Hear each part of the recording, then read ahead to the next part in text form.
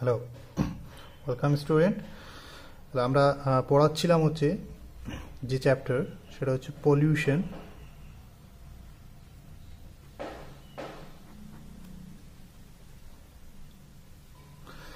পলিউশনের যে জিনিসগুলো পড়িয়েছিলাম সেটা হচ্ছে আমি মেনলি বলেছিলাম যে সমস্ত প্রকার পলিউশনেরই কজ মানে কারণ, প্রভাব এবং প্রতিকার পড়তে হবে। সাথে এয়ার পলিউশন সম্পর্কে কিছু কিছু ইম্পর্টেন্ট টপিক বলেছি। সেরকমভাবেই ওয়াটার পলিউশন সম্পর্কেও কিছু কিছু ইম্পর্টেন্ট টপিক আছে, সেগুলো আমাদেরকে পড়তে হবে। তো যেটা বলেছিলাম সেটা তো এখানে অবশ্যই করতে হবে, মানে ওয়াটার পলিউশনের কারণ, প্রভাব ও প্রতিকার, তার 5টা থেকে 6টা ক্লিয়ার পয়েন্ট নোট ডাউন করে মুখস্থ করতে হবে। ওয়াটার পলিউশনের ক্ষেত্রে যেটা একটা ইম্পর্টেন্ট জিনিস সেখান থেকে পড়তে হবে, যেটা তোমরা আগেও শুনে থাকবে, সেটা হচ্ছে বিওডি কি। বিওডি কি, যার ফুল ফর্ম হচ্ছে biological oxygen demand. Biological oxygen demand কি জিনিস? এই বায়োলজিক্যাল অক্সিজেন ডিম্যান্ড, এই বায়োলজিক্যাল অক্সিজেন ডিম্যান্ডের সাহায্যে অ্যাকচুয়ালি আমরা বুঝতে পারবো যে একটা জল কতটা পরিমাণে দূষিত। জলদূষণ কী কারণে হয় আমরা মোটামুটি একটা ধারণা আছে। প্রচুর পরিমাণে যে কলকারখানা থেকে যে নোংরা আবর্জনাগুলো ওয়েস্টেজ হিসেবে বের হয় এবং সেগুলো গিয়ে যখন জলে মেশে সেগুলো থেকে দূষিত হয়। তাছাড়া যে গৃহস্থলী বা শহর অঞ্চলের থেকে যে ওয়েস্টেজ, মানে আমরা যে কাপড় জামা কাচ্ছি সেটা আলটিমেটলি যে সিওয়েজ হয়ে নানা নর্দমা হয়ে গিয়ে আলটিমেটলি কোনো না কোনো নদী বা জলে মেশে, সেখান থেকে ব্যাপক পরিমাণে দূষিত হয়। তোমরা যদি দেখো ওভারঅল যে মোটামুটি সমস্ত ধরনের বড় সিটিগুলোই কোনো না কোনো নদী কেন্দ্রিক, সেটা আমাদের কলকাতাই হোক, দিল্লি হোক, পাটনা হোক, সমস্ত বেশিরভাগ ক্ষেত্রেই বড় বড় সিটিগুলো সব হচ্ছে নদী কেন্দ্রিক, নদীর আশপাশে গড়ে উঠেছে। তো এই সমস্ত সিটির সমস্ত বাড়ির ওয়েস্টেজ কিন্তু আলটিমেটলি নালা থেকে, ড্রেন থেকে, নর্দমা হয়ে গিয়ে কিন্তু জলে মেশে। তো এই বায়োলজিক্যাল অক্সিজেন ডিম্যান্ড হচ্ছে কোনো জলাশয়ে যে পরিমাণ জৈব বস্তু জলের সাথে মিশে আছে, যে পরিমাণ জৈব বস্তু জলের সাথে মিশে আছে, সেই জৈব বস্তুগুলোকে ভাঙতে অণুজীবের দরকার পড়ে। সেই বিভিন্ন প্রকার জৈব বস্তুগুলোকে বিভিন্ন আণুবীক্ষণিক মানে মাইক্রোস্কোপিক, চোখে দেখতে পাবো না, এরকম অণুজীব দ্বারা বিয়োজিত হয়ে ক্ষুদ্র ক্ষুদ্র কণায় ভেঙে গিয়ে জল বা মাটির সাথে মিশে যায়। এখানে জলে আছে তাই জলের সাথে মিশবে। তো সে অণুজীব হোক আর যেই হোক না কেন, সবাই কিন্তু বাঁচার জন্য অক্সিজেন দরকার। জীব মাত্রই তার বাঁচতে গেলে অক্সিজেন দরকার হয়। তো এখানে জলাশয়ে অবস্থিত জৈব পদার্থগুলোকে ভাঙতে আণুবীক্ষণিক অণুজীবদের যে অক্সিজেন দরকার লাগে, যে O2 দরকার লাগে, সেটা কিন্তু ও জল থেকেই কালেক্ট করবে, কারণ পুরো ভাঙার প্রসিডিওরটা জলেই হচ্ছে এবং অণুজীবগুলো জলেই বাস করছে। তাহলে জলে অবস্থিত O2 গুলো ওই অণুজীব দ্বারা গৃহীত হয়ে এই জৈব পদার্থগুলোকে ভাঙে। তাহলে যত বেশি জৈব পদার্থ উপস্থিত থাকবে তত বেশি বেশি অণুজীব তৈরি হবে এবং তারা O2 এর সাহায্য নিয়ে, মানে জলে অবস্থিত O2 এর সাহায্য নিয়ে ওই জৈব বস্তুকে ভেঙে ক্ষুদ্র ক্ষুদ্র কণায় পরিণত করে জলে মিশিয়ে দেবে। তো এখানেই বলছে যে জলাশয়ে অবস্থিত বা জলাশয়ে মিশ্রিত জৈব বস্তুগুলোকে ভাঙতে আণুবীক্ষণিক অণুজীবদের যে অক্সিজেনের ডিম্যান্ড, যে অক্সিজেনের প্রয়োজন, সেইটাকে বলে হচ্ছে বিওডি, বায়োলজিক্যাল অক্সিজেন ডিম্যান্ড। তাহলে পরিষ্কার কথায় এর ডেফিনেশন কি হবে? জলে উপস্থিত জৈব উপাদানকে অণুজীবের সাহায্যে বিয়োজিত করার জন্যে যে পরিমাণ অক্সিজেনের দরকার হয় তাকে বলা হয় বায়োলজিক্যাল অক্সিজেন ডিম্যান্ড। বা জৈবনিক অক্সিজেন চাহিদা। তাহলে এখন খুবই সিম্পলভাবে এটা আমরা বুঝতে পারবো যে জলে যত বেশি জৈব পদার্থ মিশবে, ধরো পেঁয়াজের খোলা, আলুর খোসা সবাই নিয়ে গিয়ে পুকুরে আমরা ফেলে দিচ্ছি, তাহলে যত গাছের পাতা পড়ছে প্রচুর পরিমাণে, এগুলো সব কিন্তু জৈব পদার্থ, যেগুলো ডিগ্রেডেবল, ভেঙে যায়, সেগুলো সব জৈব পদার্থ। তো এই জৈব বস্তুগুলোকে ভাঙতে সাহায্য করে জলে অবস্থিত আণুবীক্ষণিক অণুজীব। সেই অণুজীবগুলো এদেরকে ভাঙতে গেলে, জৈব বস্তুকে ভাঙতে গেলে তাদের একটা অক্সিজেনের ডিম্যান্ড লাগে, তাদের একটা অক্সিজেন প্রয়োজন, সেই অক্সিজেন তারা ওই জল থেকেই গৃহীত করবে। তাহলে এই যে অণুজীব কর্তৃক জৈব বস্তু ভাঙতে যে পরিমাণে অক্সিজেনের দরকার লাগে সেটাকে বলে হচ্ছে বায়োলজিক্যাল অক্সিজেন ডিম্যান্ড। এবং এটা মাপা যায়। এটা মাপতে গেলে কি করতে হয়, একটা জলকে, ধরো 1 লিটার জলকে তুলে এনে তাতে অবস্থিত অক্সিজেন মাপতে হবে, এবং সেটা 5 দিন ধরে 20 ডিগ্রি টেম্পারেচার, 5 ডে ধরে 20 ডিগ্রি সেলসিয়াস টেম্পারেচারে ওই জলটাকে আবদ্ধ অবস্থায় রেখে দিতে হবে। ওই 5 দিন পরে গিয়ে ওই জলে উপস্থিত অক্সিজেন মাপলেই আমরা পেয়ে যাব কতটা পরিমাণে অক্সিজেন কমে গেছে। সেটাই ওই জলাশয়ের বিওডি হবে, এবং এর একক হচ্ছে মিলিগ্রাম পার লিটার, মানে 1 লিটার জলে কত মিলিগ্রাম অক্সিজেন। বিওডি এর একক হচ্ছে মিলিগ্রাম পার লিটার, এবং এটা বলা হয় মোটামুটি 6 mg পার লিটার। এর থেকে কম যদি হয় তাহলে সেই জল আমরা খেতে পারবো, কিন্তু এর থেকে যেই বেড়ে যাবে তাহলে সেই জল দূষিত জল, সেটা খাওয়ার পক্ষে ইউজেবল নয়। তাহলে বিওডি এর পরিমাণ 6 মিলিগ্রাম পার লিটারের বেশি হলে সেটা খাওয়ার অনুপযোগী। ওকে, ঠিক সাথে সাথেই বায়োলজিক্যাল অক্সিজেন ডিম্যান্ডের সাথে সাথেই আমরা সিওডি কথাটাও শুনে থাকব। Chemical oxygen demand. Chemical oxygen demand. Chemical oxygen demand কি? যেগুলো জৈব পদার্থ নয়, মানে অর্গানিক মেটেরিয়াল নয়, ইনঅর্গানিক মেটেরিয়াল, মানে তারা অণুজীব দ্বারা পাচিত হয় না, অণুজীব দ্বারা ভাঙে না। তো এরকম জৈব ক্ষয়িষ্ণু নয় এরকম জাতীয় রাসায়নিক পদার্থ, মেনলি কেমিক্যাল পদার্থগুলো কিন্তু নিজে থেকেই জারিত হয়। জারিত হতে গেলে অক্সিজেনের দরকার লাগে, কারণ জারণে অক্সিজেনের সাহায্য লাগে। তো জলে অবস্থিত কেমিক্যাল মেটেরিয়াল যেগুলো জৈব পদার্থ নয়, তারা নিজে থেকে অটোমেটিক্যালি জারিত হয়ে হয়ে ধীরে ধীরে পচতে থাকে। তো এরকম জলে উপস্থিত কেমিক্যাল পদার্থগুলো জারিত হতে যে পরিমাণ অক্সিজেনের দরকার লাগে সেটা হচ্ছে কেমিক্যাল অক্সিজেন ডিম্যান্ড, সিওডি। এবং যে পরিমাণ অক্সিজেন দরকার লাগবে সেটা ওই জল থেকেই সে নেবে, জল থেকেই সে কালেক্ট করবে।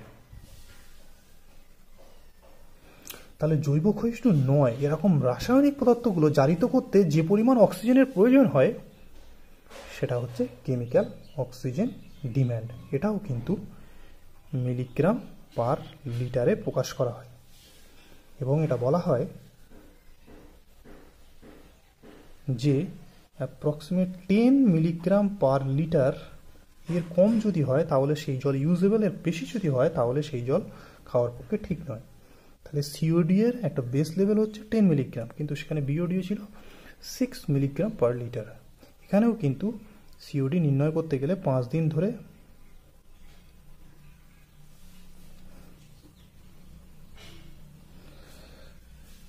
ডিগ্রি সেলসিয়াস তাপমাত্রায় রেখে দিতে হয় জলকে, দিয়ে তার সিওডি নির্ণয় করতে হয়।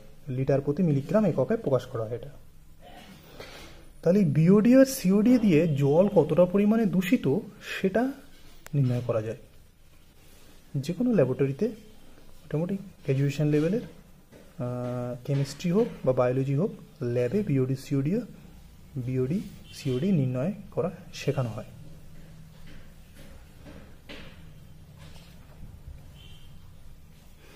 এবং তোমরা এর সাথে সাথে বিওডি ও সিওডি এর যেগুলো বললাম, মানে ডেফিনেশন, এর বেস লেভেল, কীভাবে প্রকাশ করা হয়, কাকে বলে, এইগুলো দিয়ে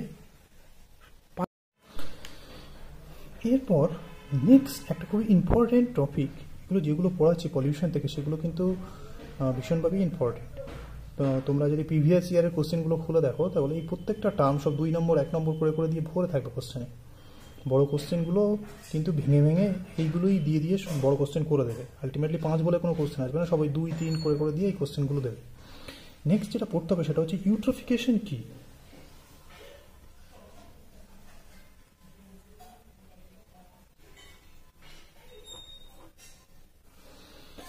এর বাংলাতেও ইউট্রিফিকেশনই বলা হয়। কি জিনিস বলছে, কোন জলাশয়ে মেনলি পুকুরে মানে আবদ্ধ জলাশয়ে যদি ফসফেটের পরিমাণ কোনোভাবে বেড়ে যায়,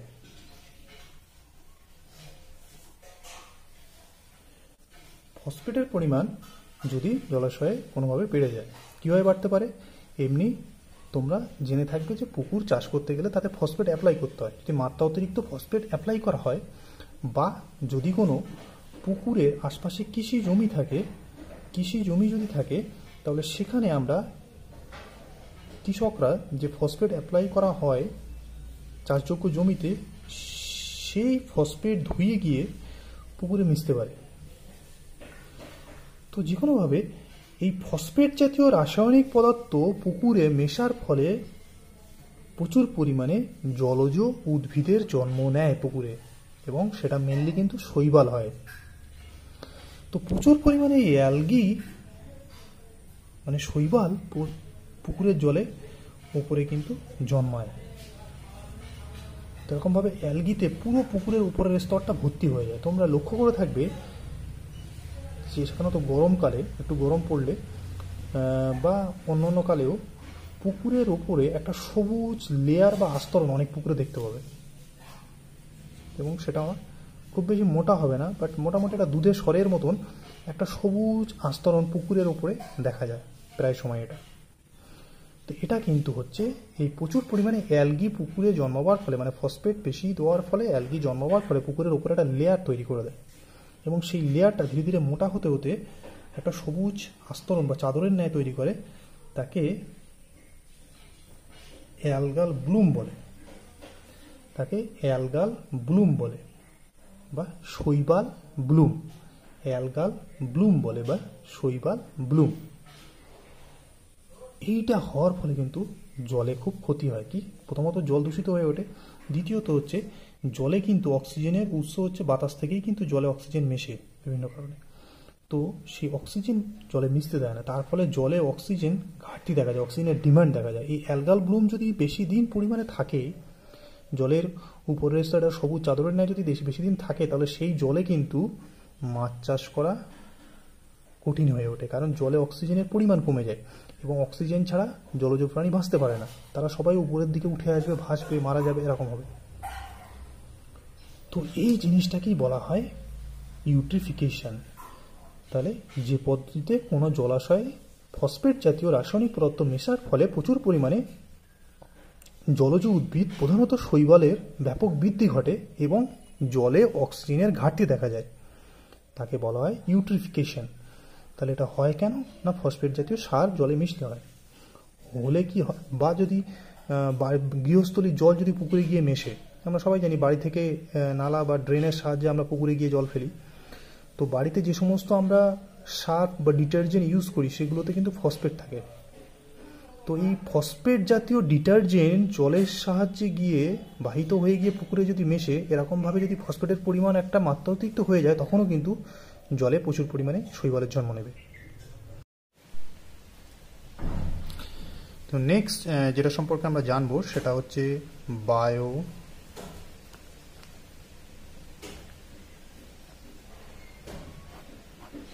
বায়োম্যাগনিফিকেশন, যাকে বাংলাতে বলে হচ্ছে জৈব বিবর্ধন। এটা সম্পর্কে আগে আমি একবার বলেছি। ম্যাগনিফিকেশন জিনিসটা কি, আমরা যে কোনো আতস কাঁচ দিয়ে ছোট জিনিসকে ম্যাগনিফাই করে বড় করে দেখি, মাইক্রোস্কোপের সাহায্যেও আমরা ছোট জিনিসকে বড় করে দেখি, সেটাকেই বলে ম্যাগনিফিকেশন বা বিবর্ধন। যে একটা জিনিসকে যদি 1 সেন্টিমিটার খালি চোখে দেখি, সেটাকে যখন আতস কাঁচে যদি আমি তার 10 গুণ বাড়িয়ে দিই, মানে 10 সেন্টিমিটার বড় দেখি, তখন তাকে বলে 10x ম্যাগনিফাই করে দিয়েছি। ঠিক আছে, মানে 10 গুণ ওর সাইজটা বাড়িয়ে এবারে আমি কাঁচের সাহায্যে দেখছি, এই জিনিসটাকে বলে ম্যাগনিফিকেশন। বাট এই বায়োলজিতে বায়োম্যাগনিফিকেশন ব্যাপারটা কি? ধরা হলো যে একটা পন্ড আছে, পন্ড মানে পুকুর আছে, ঠিক আছে, সেই পুকুরের পাশে ধরো এগ্রি ফিল্ড আছে, মানে কৃষি জমি আছে, যেখানে চাষিরা ধান গম ইত্যাদি যাবতীয় শাকসবজি চাষ করে।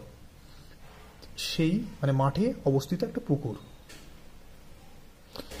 এবারে এই শাকসবজি বা ধান বা যে কোনো ফসল যখন চাষিরা চাষ করে, তখন সেখানে বিভিন্ন ধরনের কৃষি সার তারা অ্যাপ্লাই করে, বিভিন্ন কীটনাশক অ্যাপ্লাই করে, বিভিন্ন খুবই আমরা কমন জানি যে হার্বিসাইড, মানে যেগুলো বাদা মারা তেল বলে, ঘাস ফাঁস মারার জন্য যে তেল দেওয়া, সেগুলো কিন্তু মারাত্মক দূষণকারী পদার্থ। এগুলো যখন ঘাস মারছে, তো উদ্ভিদের দেহ যেরকম কোষ থাকে সেরকম মানুষের দেহও কোষ থাকে, তো উদ্ভিদের কোষকে ক্ষতি করছে, তাহলে মানুষের কোষকে করবে না এটা তো হয় না, মানুষের কোষকেও ক্ষতি করে। তো এই ধরনের যে সমস্ত হার্বিসাইড বা পেস্টিসাইডগুলো চাষিরা অ্যাপ্লাই করে বিভিন্ন পতঙ্গদের ধ্বংস করার জন্য, তার মধ্যে যেরকম আছে ডিডিটি, ডাইক্লোরোডাইফিনাইল টাইক্লোরোইথেন, যেরকম আছে বিএইচসি, খুবই ক্ষতিকারক পদার্থ, বেনজিন হেক্সাক্লোরাইড বলে, যেরকম পিবিসি আছে, পলিক্লোরিনেটেড বাইফিনাইল, সেরকম এইচসিজি আছে,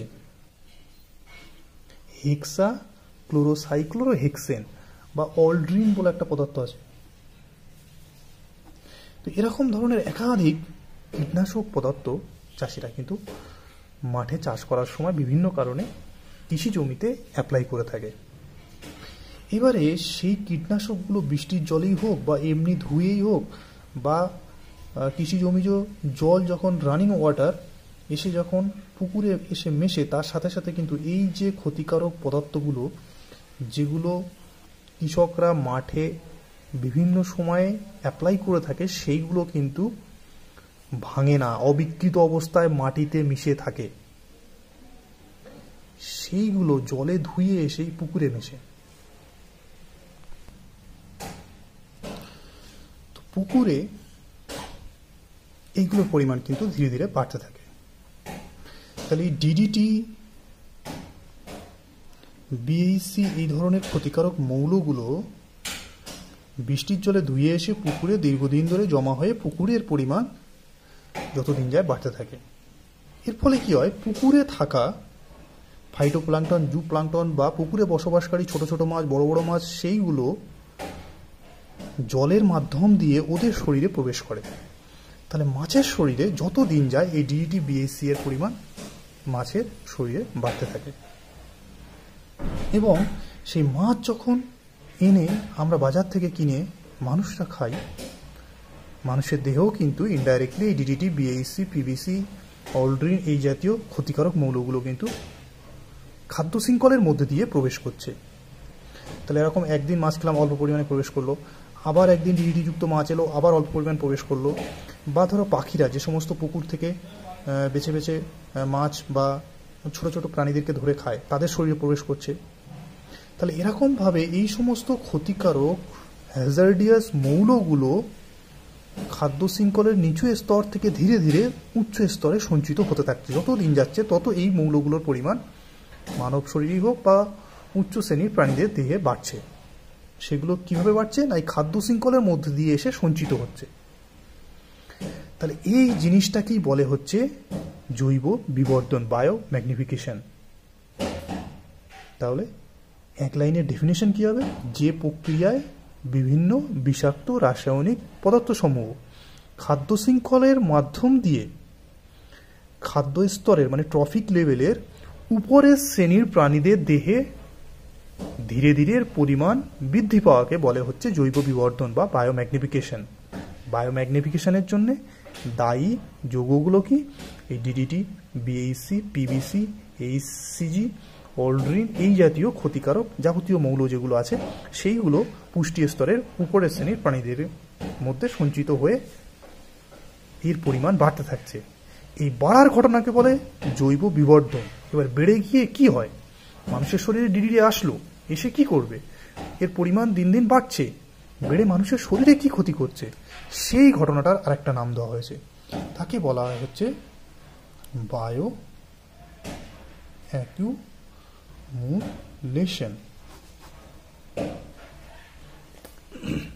বা জৈব সঞ্চয় বলা হয়।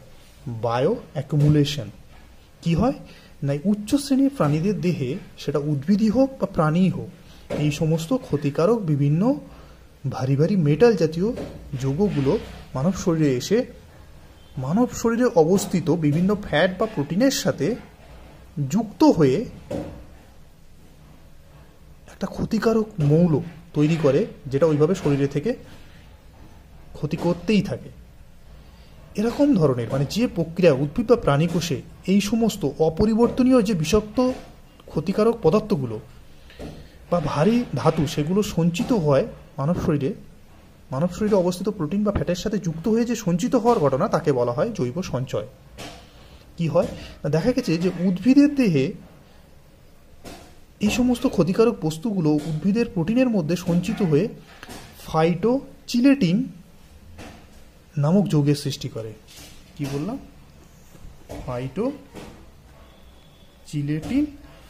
নামক যৌগের সৃষ্টি করে। মানব শরীরে এসেও চর্বি কোষ বা প্রোটিনের সাথে ভারী ধাতুগুলো সঞ্চিত হয়ে মেটালোথিয়েনিস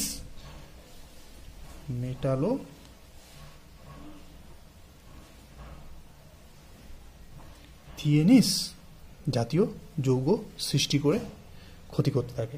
তাহলে এরকমভাবে যত দিন যাচ্ছে এই সমস্ত ক্ষতিকারক মৌলগুলো খাদ্য শৃঙ্খলের মধ্যে দিয়ে উচ্চ শ্রেণীর প্রাণীদের মধ্যে বেড়ে যাওয়াকে বলা হয় জৈব বিবর্ধন, এবং মানব শরীরে অবস্থিত প্রোটিন বা ফ্যাটের সাথে যুক্ত হয়ে ক্ষতিকারক মৌল সৃষ্টি করাকে, ক্ষতিকারক যৌগ সৃষ্টি করাকে বলা হয় জৈব সঞ্চয় বা বায়ো অ্যাকুমুলেশন। এই দুটো কিন্তু শর্ট কোশ্চেন হিসেবে খুবই ইম্পর্টেন্ট। বায়ো ম্যাগনিফিকেশন কি, বায়ো অ্যাকুমুলেশন কি, দুটো মুখস্থ করতে হবে। এছাড়া ওয়াটার পলিউশনের মধ্যে দুটো আর ছোট জিনিস তোমরা নিজেরা করে নেবে, করলেই হয়ে যাবে। সেটা হচ্ছে যেরকমভাবে আমি ঠিক বলেছি যে air pollution, soil pollution, water pollution, sound pollution, এইগুলোর কারণ, প্রতিকার, প্রভাব পড়তে হবে। 5-6টা করে পয়েন্ট নিজেরা ক্লিয়ারলি মুখস্থ করবে নিজেদের মতন করে, সহজ এবং ইম্পর্টেন্ট দেখে। ঠিক সেমভাবে তোমরা আরেকটা ইম্পর্টেন্ট জিনিস করে রাখবে, অনেকটা সেরকমই, সেটা হচ্ছে গঙ্গা দূষণ কি বা গঙ্গা পলিউশন। এখন গঙ্গা ভারতবর্ষের একটা সবথেকে প্রধান নদী আর কি। যদি ভারতবর্ষের বড় বড় সিটিগুলো সব দেখা হয় তাহলে অলমোস্ট 50% সিটি হচ্ছে সব গঙ্গার তীরবর্তী অঞ্চলে। ঠিক আছে, দিল্লি থেকে, পাটনা থেকে, কলকাতা, এলাহাবাদ, সবই বড় বড় সিটিগুলো মোটামুটি সব গঙ্গার তীরে অবস্থিত।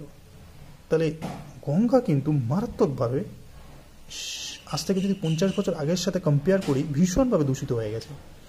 গঙ্গার জল ব্যবহারের অযোগ্য হয়ে গেছে, অথচ গঙ্গা একটা প্রাইম প্রধান নদী যার উপরে ডিপেন্ড করে প্রচুর মানুষের জীবিকা বা প্রচুর মানুষের বসবাস আছে।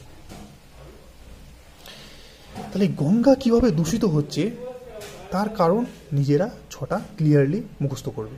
ঠিক যেভাবে ওয়াটার পলিউশন ঘটে সেই কারণগুলো এখানে লিখে দিলেই হয়ে যাবে। গঙ্গা তীরবর্তী অঞ্চলে অবস্থিত শহরগুলো থেকে গঙ্গা দূষিত হচ্ছে, বা কলকারখানা থেকে নির্গত পদার্থ ডিরেক্টলি গঙ্গায় ফেলা হচ্ছে, সেখান থেকে দূষিত হচ্ছে। তো এরকমভাবে গঙ্গা দূষণের কারণ মুখস্থ করবে, আর গঙ্গা দূষণের প্রতিকার করতে হবে। এখানে কিন্তু কারণ আর প্রতিকার এই দুটো জিনিস করতে হবে।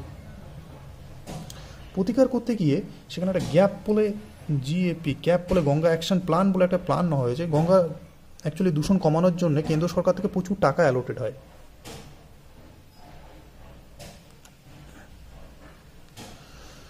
গঙ্গা দূষণ প্রতিরোধের জন্য সেন্ট্রাল গভর্নমেন্টের আলাদা মিনিস্ট্রি আছে, একটা আলাদা ডিরেক্ট মিনিস্টার আছে যে গঙ্গা পলিউশন রোধ করার জন্য গঙ্গা রিজুভেনেশন বলে একটা মিনিস্ট্রি আছে যে দেখাশোনা করা হয়।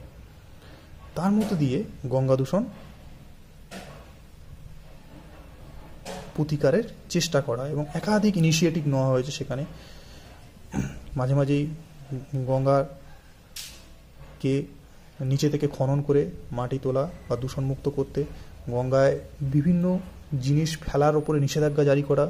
আমরা জানি যে প্রত্যেক বছর কি হিউজ পরিমাণে প্রতিমা গঙ্গাতে নিমজ্জন করা হয়, যেখান থেকে যে প্রতিমা যেগুলো হয় মানে ঠাকুর যেগুলো হয় সেইগুলোর যে কালার ইউজ করা হয় সেখানে ব্যাপকভাবে মেটাল ইউজ করা হয়, লেড মেটাল ইউজ করা হয় এবং সেগুলো ডিরেক্টলি গঙ্গায় মেশে। সেখান থেকে গঙ্গায় অবস্থিত প্রাণী যারা আছে, যারা জলজ প্রাণী গঙ্গাতে বাস করে, মারাত্মকভাবে তারা দূষিত হয়ে মারা যায়। তো এরকমভাবে গঙ্গা দূষণের কারণ এবং তার প্রতিকার মুখস্থ করতে হবে। ঠিক সেমভাবে এই গঙ্গা দূষণের সাথে আর্সেনিক দূষণটাও করতে হবে। আর্সেনিক দূষণের ক্ষেত্রে মানবদেহে এর প্রভাব আর প্রতিকার এই দুটো জিনিস করলে হয়ে যাবে। কি বললাম? গঙ্গা দূষণের ক্ষেত্রে কারণ আর প্রতিকার, আর্সেনিক দূষণের ক্ষেত্রে প্রভাব এবং প্রতিকার। প্রভাব মানে কি ক্ষতি করে মানুষদের, প্রতিকার মানে কীভাবে এটা প্রতিরোধ করব। এই দুটো জিনিস 6টা করে পয়েন্ট ক্লিয়ারলি তোমরা লিখে মুখস্থ করবে। এগুলো কিন্তু ইম্পর্টেন্ট। আর্সেনিক দূষণের ক্ষেত্রে দুটো মারাত্মক রোগ হয়, সেই রোগগুলো জেনে রাখবে। একটা হচ্ছে ব্ল্যাক ফুট ডিজিজ, মানে পায়ের তলায় কালো কালো ছোপ পড়ে যাবে, সেটা আর্সেনিক দূষণ। আমরা জানি যে আর্সেনিক মাটির তলায় থাকে, মানে কিছু কিছু মাটির তলায় কিছু কিছু জায়গার জল যেগুলো টিউবওয়েলের সাথে বসে সেখানে জলের সাথে আর্সেনিক ওঠে।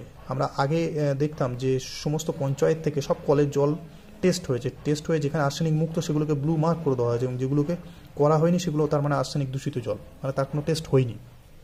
তো বলেই দেওয়া হতো সরকার থেকে যে কলগুলো বসিয়ে দেওয়া হচ্ছে 1000 ফুট বা 500 ফুটের কল, সেইগুলো যদি ব্লু কালারের মার্ক করে দেওয়া থাকে তার মানে সেই জল খেতে পারবে, সেটা আর্সেনিক দূষিত জল নয়। তো জলে যদি আর্সেনিক দূষণ থাকে সেখান থেকে দীর্ঘদিন এটার অ্যাকিউট ডিজিজ, যেটা হলে ব্যাক করা যায় না, ফেরানো যায় না, মানে প্রতিকার করা যায় না।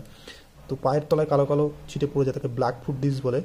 বা নখের উপরে আড়াআড়িভাবে সরু সরু সাদা দাগ দেখা যায়, তাকে মিজ রেখা বলা। এই মিজ রেখা, ব্ল্যাক ফুট ডিজিজ, এইগুলো হচ্ছে আর্সেনিক দূষণের সব প্রভাব। তোমরা ক্লিয়ারলি এগুলো কিন্তু মুখস্থ করবে। তার সাথে আর্সেনিক দূষণ প্রতিকার মানে জলের টেস্ট করাতে হবে, করে দেখতে হবে তাতে আর্সেনিক দূষণ আছে কিনা, এবং গুণগত মান ঠিক থাকলে তবেই সেই জল পানীয় জল হিসেবে গ্রহণ করা উচিত। এবং জলের মানটা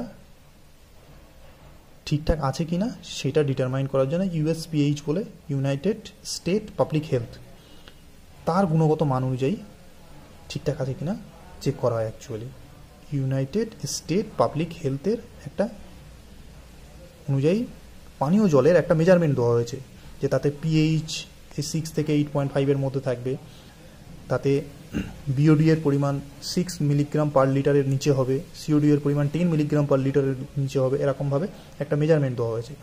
সেই অনুযায়ী যদি স্যাটিসফাইড করে তাহলে সেই জল খেতে বলা হয়, ইউনাইটেড স্টেট পাবলিক হেলথ। তো তাহলে জলদূষণের ক্ষেত্রে এগুলোই মোটামুটি ইম্পর্টেন্ট টপিক, এগুলো তোমাদেরকে করতে হবে। আর তার সাথে যেগুলো বললাম সেগুলো খাতায় একটা তৈরি করে নিজেরা মুখস্থ করবে। Thank you.